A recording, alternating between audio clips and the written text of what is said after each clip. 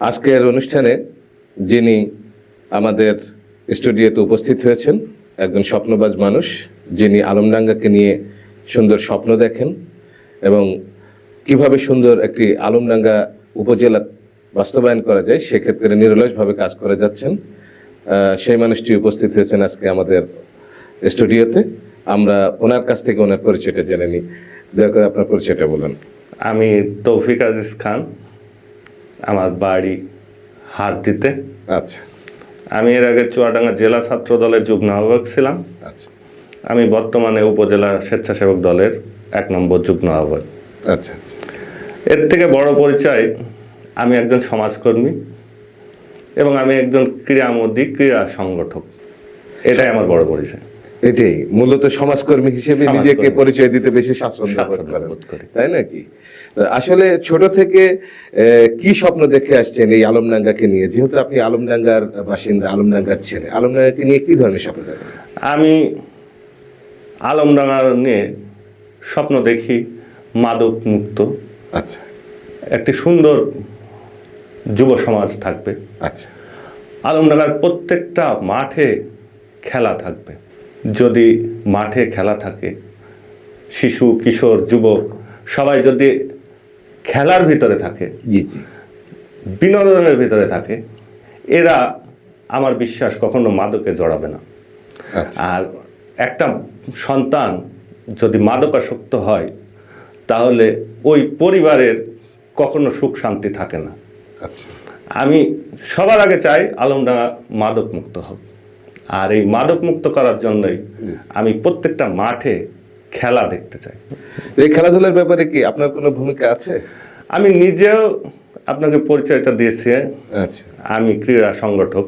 আচ্ছা আমার এলাকা হাটদিতে কিছুদিন আগে আমরা একটা বড় সড়ো ফুটবল টুর্নামেন্টের আয়োজন করেছি। এছাড়াও আমি ওসমানপুরে একটা বাস্কেটবল টুর্নামেন্টের আয়োজন করেছিলাম গত বছর। আচ্ছা আচ্ছা এবং ওসমানপুর পোরাকপুর মাঠে একটা ফুটবল ম্যাচের আয়োজন করেছিলাম। আচ্ছা যারা আয়োজন করে তাদের আমি সাহায্য করি এবং তাদের সাথে থেকে যে আমি সবসময় চেষ্টা করি যেন খেলা মাঠে থাকে। ক্রিকেট, ফুটবল, হাডুডু হোক কিংবা বাস্কেটবল, ব্যাডমিন্টন। আচ্ছা। আমি 2 দিন আগেও একটা বাস্কেটবল টুর্নামেন্টের পুরস্কার দিলাম আচ্ছা আমার এলাকায়। আচ্ছা, তাহলে আপনার কাছে মনে হয় যে আসলে মাদক মুক্ত সমাজ গঠনের ক্ষেত্রে প্রথমে যে জিনিসটা প্রয়োজন সেটা হলো আসলে ক্রীড়ামুখী করা যুবকদের, তাই না? প্রথম সত্যই হচ্ছে ক্রীড়ামুখী করা করা এবং পর্যাপ্ত বিনোদনের ব্যবস্থা রাখা। আলমডাঙ্গার মানুষের বিনোদনের জন্য শিশু কিশোরের একটা পার্ক নাই। আচ্ছা আলমডাঙ্গার এটি মাঠ সবচেয়ে বড় মাঠ যেটা, জি জি, যেটা স্টেডিয়ামের কাজ শুরু হয়েছিল। আচ্ছা দুঃখজনকভাবে আজও সেই কাজটা শেষ হয়নি।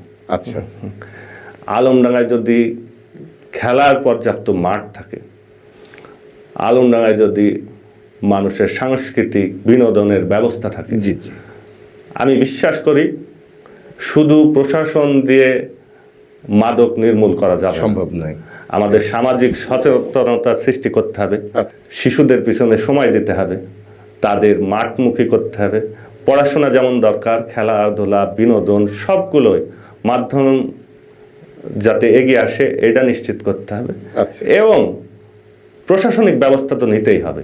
আচ্ছা আচ্ছা, কারণ আমরা বারবার দেখতে পাই আলমডাঙ্গার কিছু চিহ্নিত মুখ, আচ্ছা। যাদের নাম আমরা সবাই জানি, পেপারে দেখতে দেখতে মুখস্থ হয়ে গেছে। আচ্ছা, এই মাদক কারবারিগুলো যেন তাদের এগুলো কেন পরিবর্তন হচ্ছে না কেন? এজন্য কি কোনটা সমস্যা বলে মনে করেন আপনি? প্রধান সমস্যা ওই যে বললাম, আমাদের বিনোদনের পর্যাপ্ত ব্যবস্থা নেই, খেলাধুলার ব্যবস্থা নেই। আর দ্বিতীয় সমস্যা যেটা আমি মনে করি, আইনের ফাঁক ফোকর দিয়ে এরা বারবার বেরিয়ে আসছে। শুধু কি আইনের প্রশাসনকে দোষ দিলে হবে? এখানে কি এই মাদক মুক্ত করার জন্য তো আসলে সমাজের সর্বস্তরের মানুষের সহযোগিতা করা প্রয়োজন। আমি এখানে এই ক্ষেত্রে আপনার সাথে 100% একমত। জি জি, শুধু সমাজে প্রশাসন দেওয়া হবে না, আমাদের সামাজিকভাবে আন্দোলন সৃষ্টি করতে হবে। সেটাকে সবাই আমাদের জায়গা থেকে এর প্রতিবাদ করতে হবে। আচ্ছা, কোনো মাদক কারবারি কিংবা আমরা প্রশাসনকে সহযোগিতা করব আচ্ছা। এবং আমার সন্তান জি কে আমি গাইড করব। জি জি আমার প্রতিবেশী যারা আছে তার সন্তানের দিকে যদি আমরা খেয়াল রাখি, মাদক এমনিতেই কমে আসবে। এমনিতেই কমে আসবে, এটা আপনার কাছে মনে হচ্ছে যে আসলে সবার জায়গা থেকে যদি আমরা সচেতন হই হয় তাহলে আসলে মাদক মুক্ত সমাজ গঠন করা সম্ভব। এছাড়া আলমডাঙ্গার আর কি অসঙ্গতি আপনার দৃষ্টিতে পড়ে যেটা আসলে মনে করেন যেটা দূর হওয়া দরকার সুন্দর আলমডাঙ্গা তৈরি করার ক্ষেত্রে? ধন্যবাদ, আপনি সুন্দর প্রশ্ন করছেন। দেখেন, আলমডাঙ্গার যে সম্ভাবনাগুলো আছে জি জি সেইগুলোকে আমরা সর্বোচ্চ ব্যবহার করতে পারিনি। আচ্ছা। আমাদের আগামীতে এইগুলো সর্বোচ্চ ব্যবহার করতে হবে, জি আর কিছু কাজ করতে হবে নতুন করে। যেমন আপনাকে বললাম যে আলমডাঙ্গা একটা পার্ক নাই, আচ্ছা আচ্ছা বিনোদনের একটা পার্ক দরকার। আলমডাঙ্গা শহরের মানুষের সবচেয়ে বড় দুঃখ এখানে স্বাস্থ্যসেবা। জি সরকারি হসপিটাল যেটা আছে আলমডাঙ্গা উপজেলা শহর থেকে একটু দূরে, জি জি হারতিতে আমার গ্রামে, আমি চাই শহরেও একটা এরকম হসপিটাল স্বাস্থ্য কেন্দ্র হোক, আচ্ছা আচ্ছা কিংবা শহরের যে উপস্বাস্থ্য কেন্দ্রটা আছে জি আলমডাঙ্গা থানার পাশে, এইটাকে ফাংশনাল করা হোক। আচ্ছা এখানে যাতে মানুষ চিকিৎসা পায় এই ব্যবস্থা হোক। আচ্ছা আর আলমডাঙ্গা উপজেলা স্বাস্থ্য কমপ্লেক্সে আপনি হয়তো জানেন কিনা জানি না, এখানে শিশু ডাক্তার মিলন জর্দার, গাইনি শাপলা ম্যাডাম, তাহলে আপনি এটা অনেকগুলো বিশেষজ্ঞ ডাক্তার আছে যারা আলমডাঙ্গার নামে মাত্র এখানে পোস্টিং, তারা ডেপুটেশনে অন্য জায়গায় থাকে। আচ্ছা আচ্ছা এই লোকগুলোকে যদি আমরা আলমডাঙ্গায় আনতে পারি, এই চিকিৎসকগুলোকে যদি আলমডাঙ্গা স্বাস্থ্য কমপ্লেক্সে তাদের যদি যোগদান হয়, তাহলে আলমডাঙ্গার চিকিৎসা সেবার মান অনেক উপর পর্যায়ে যাবে, বেড়ে যাবে, অনেক বেশি বেড়ে যাবে। আমি এই ডেপুটেশন প্রথার জি জি বিরুদ্ধে, আমি এটা বিলোপ চাই। আমার এলাকায় যাদের পোস্টিং, তারা যেন আমার এলাকার সাধারণ জনগণের চিকিৎসা দেয়। আমি আমাদের রাজনৈতিক দল এবং নেতা যারা আছে সবার কাছে অনুরোধ জানাবো, আপনারা এই বিষয়টা দেখবেন যেন আমার এলাকার বেতন নিয়ে তারা অন্য এলাকায় না থাকে। তারা যেন আলমডাঙ্গা স্বাস্থ্য কমপ্লেক্সে সেবা দেয়, আলমডাঙ্গার মানুষকে সেবা দেয়। না হলে তার ওই পদ যদি শূন্য হয় তাহলে অন্য কেউ আসবে। আচ্ছা আচ্ছা, এই যে এত সব অসঙ্গতি, এই অসঙ্গতিগুলো তো আসলে আপনার এলাকাবাসী অর্থাৎ এই আলমডাঙ্গাবাসীর জন্য বিশেষ একটা দুর্ভোগ, তাই নয় কি? তাহলে এই দুর্ভোগ থেকে পরিত্রাণ পাওয়ার জন্য কি আপনি শুধু একলাই স্বপ্ন দেখলে হবে, নাকি পাশাপাশি আরো মানুষের এগিয়ে আসা উচিত বলে মনে করেন? এই জন্যই আমি তো বললাম যে আমাদের রাজনৈতিক দলের সর্বোচ্চ নেতা যারা আছে তাদেরকে আগে আসতে হবে। আমি একা বলে কিছুই হবে না। আচ্ছা, কিন্তু আমি এটা মানুষের মাঝে আপনাদের মাধ্যমে ছড়িয়ে দিতে চাই, আচ্ছা, যেন আমরা এগুলোর প্রতিকার পাই। আলমডাঙ্গার যারা রাজনৈতিক নেতৃত্ব আছে, চুয়াডাঙ্গার যারা রাজনৈতিক নেতৃত্ব আছে, তারা জানতে পায় সমস্যাগুলো কি। জি, আমাদের একটা অপার সম্ভাবনা কুমারী ভিটিআই, আচ্ছা, যে ভেটেনারি কলেজটা যদি পূর্ণাঙ্গভাবে ভেটেনারি চালু হতো, যদি সাধারণ শিক্ষার্থীরা ভর্তি হওয়ার সুযোগ পেত, জি জি, যেটা পর্যাপ্ত জায়গা আছে, স্পেস আছে, এই প্রতিষ্ঠানটা অনেক বড় একটা প্রতিষ্ঠানে তৈরি করা সম্ভব। আচ্ছা, যা আলমডাঙ্গা কেন চুয়াডাঙ্গা এই এলাকার গর্বের বিষয় হবে। আচ্ছা আচ্ছা আচ্ছা।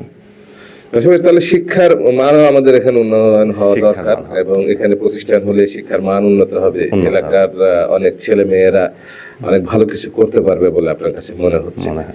আসলে এই যে দেখেন, আপনি বললেন মাদকের কথা, মাদক তো আসলে এমন একটা ভয়াল থাবা, যে থাবায় তছনছ হয়ে গেছে কিন্তু আমাদের বিশেষ করে আলমডাঙ্গা উপজেলায়, গ্রাম অঞ্চলে যেখানে যান সব জায়গাতে একই অবস্থা। তো সেই ক্ষেত্রে এটা পরিবর্তন আনার জন্য প্রাথমিকভাবে কাদের কাজ করা প্রয়োজন বলে মনে করছেন? প্রশাসনের কাজ করা প্রয়োজন, জি জি, অভিভাবকদের সচেতন হওয়া প্রয়োজন, জি, সমাজকর্মী যারা আছে জি রাজনৈতিক নেতৃবৃন্দ যারা আছে জি সবাইকেই সহযোগিতা করতে হবে। অনেকে নাহলে তো এককভাবে জি কারো দ্বারাই এই সম্ভব না। মরণ ব্যাধি, এই এত বড় সমস্যা সমাধান সম্ভব না। কারণ আমরা সীমান্ত এলাকায় চুয়াডাঙ্গা জেলায় জি বাস করছি। এখানে সীমান্ত মানেই আমাদের যে পার্শ্ববর্তী দেশ, তারা যে আমাদের প্রকৃত বন্ধু তা কিন্তু না। অহরহ মাদক আসছে, তারা কিন্তু থেকে। চায় যেন বাংলাদেশ মাথা উঁচু করে না দাঁড়াতে পারে। আচ্ছা আচ্ছা একটি সমাজকে, একটি দেশকে যদি ধ্বংস করতে হয়, তাহলে প্রথম তার যুব সমাজকে ধ্বংস করতে হবে। জি জি তারা হয়তো এই মিশন নিয়েই মাদক আমাদের এই এলাকায় সহজলভ্য করে। আচ্ছা কিন্তু আমাদের নিজেদের যদি সচেতন থাকি, জি আমাদের রাজনৈতিক নেতৃবৃন্দ, আমাদের অভিভাবক, জি আমাদের সামাজিক নেতৃবৃন্দ সবাই এবং প্রশাসন জি সবাই ঐক্যবদ্ধ চেষ্টা যদি করতে পারি, আচ্ছা। তাহলে আলমডাঙ্গা মাদক মুক্ত হবে। তাহলে কি আপনি স্বপ্ন দেখেন যে আমি অবশ্যই স্বপ্ন দেখি আচ্ছা। এই আলমডাঙ্গা একসময় মাদক মুক্ত হবে, তরুণরা মাঠে থাকবে, খেলাধুলা করবে, যুবকরা কর্মক্ষম থাকবে। আর আমি আরেকটা জিনিস অনুভব করি, দেখেন আমাদের আলমডাঙ্গা চুয়াডাঙ্গায় শিল্প কল কারখানা অনেক নাই। কম, নাই বলতে নাই গেলে বললেই চলে চলে। জি আমাদের কিন্তু অনেকেই আছে যারা ঢাকাতে কিংবা অন্য জায়গায়, এই এলাকার অনেক শিল্পপতি আছে। আচ্ছা আচ্ছা আমি তাদের অনুরোধ করব, আচ্ছা তাদের নিজ এলাকা এই আলমডাঙ্গায় অন্তত কিছু কিছু শিল্প প্রতিষ্ঠান যেন করে। আজকে যদি যুবক কাজ পায়, তাহলে তো সে হতাশার ভুগবে না। বেশ সুন্দর, আপনি একটা দারুণ কথা বলেছেন। আলমডাঙ্গায় শিল্প কলকারখানা নাই করতে হবে। করতে হবে। এর জন্য অনেকেই আছে, আলমডাঙ্গায় অনেক লোক আছে যারা ঢাকায় কিংবা বড় বড় শহরে যারা চাইলেই প্রতিষ্ঠিত সম্ভব, ব্যবসায়ী, মানে যারা চাইলেই সম্ভব, তাই না?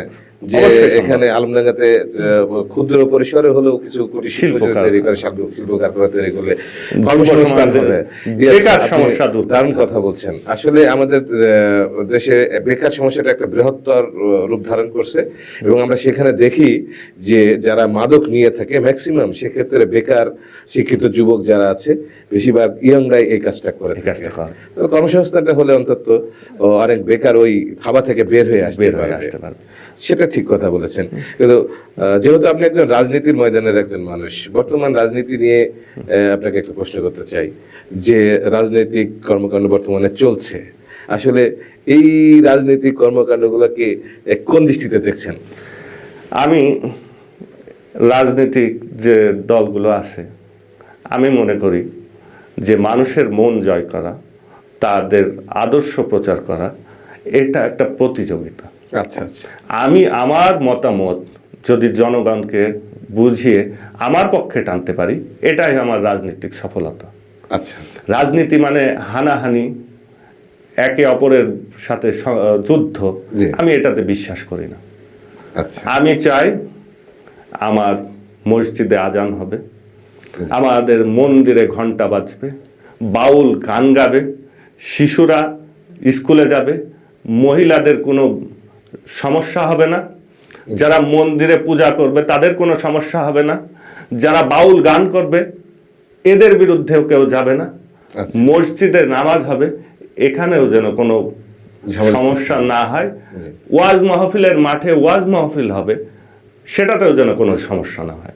জি জি আমি চাই সবাই সবার কাজ করবে স্বাধীনভাবে, কেউ কারোর স্বাধীনতায় হস্তক্ষেপ করবে না, কেউ মহিলা ফুটবল খেলা বাধা দেবে না, জি জি কেউ কিশোরী ক্লাব উচ্ছেদ করবে না, জি জি আবার কেউ ওয়াজ মাহফিলে বাধা দেবে না।